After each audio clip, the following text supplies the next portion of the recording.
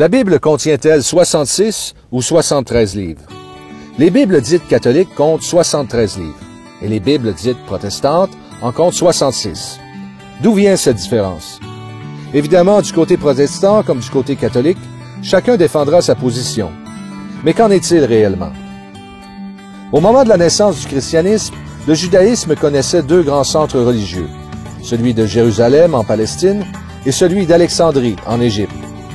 Les livres de l'Ancien Testament étaient reconnus de cette façon. 39 livres en hébreu à Jérusalem et 46 livres en grec à Alexandrie. La différence entre le nombre de livres se retrouve principalement dans l'Ancien Testament et remonte à 600 ans avant Jésus-Christ avec la destruction de Jérusalem et la disparition de l'État juif. Donc, bien avant le christianisme ou encore l'Église catholique. En raison des persécutions contre les chrétiens, le christianisme se répandit surtout en dehors de la Palestine, dans le monde grec et romain. Lorsque des textes de l'Ancien Testament étaient cités dans le Nouveau, c'est le cas plus de 300 fois, ces citations se faisaient naturellement en grec, selon le canon d'Alexandrie. Il est donc logique que les premiers chrétiens adoptent le canon d'Alexandrie, car les destinataires de la parole de Dieu qu'ils devaient annoncer parlaient tous grec. Ainsi, le christianisme a accepté dès le début la version grecque de l'Ancien Testament avec ses 46 livres. Le canon de la Bible entière a été essentiellement réglé au tournant du 4e siècle. À cette époque, il y eut pas moins de 5 cas où le canon a été officiellement identifié. Le synode de Rome, le concile d'Hippone, le concile de Carthage et également dans une lettre du pape à l'évêque de Toulouse. Dans tous les cas, le canon était identique à ce que contiennent aujourd'hui les Bibles catholiques. En d'autres termes, à partir de la fin du 4e siècle, dans la pratique, les chrétiens ont accepté la décision de l'Église catholique en la matière.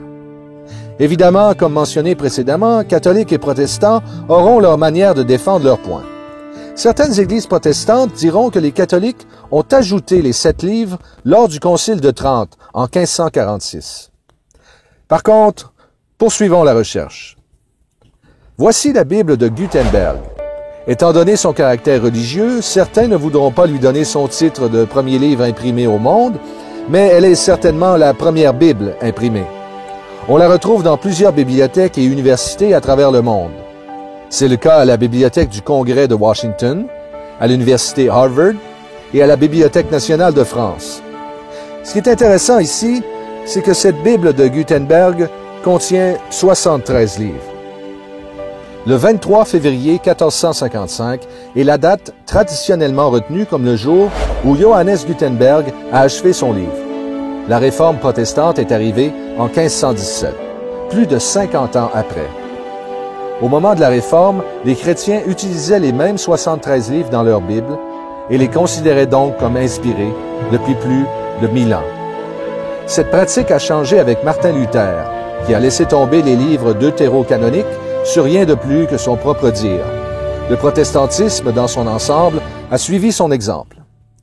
L'un des deux piliers de la réforme protestante, Sola Scriptura, ou l'écriture seule, déclare en partie que rien ne peut être ajouté ou retiré de la parole de Dieu.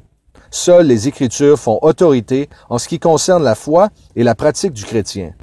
La Bible est complète, bien informée et vraie. Il aura donc fallu beaucoup de cran et d'audace à ce Luther pour toucher ainsi à la parole de Dieu. L'histoire nous montre donc que les protestants sont coupables d'avoir violé leur propre doctrine.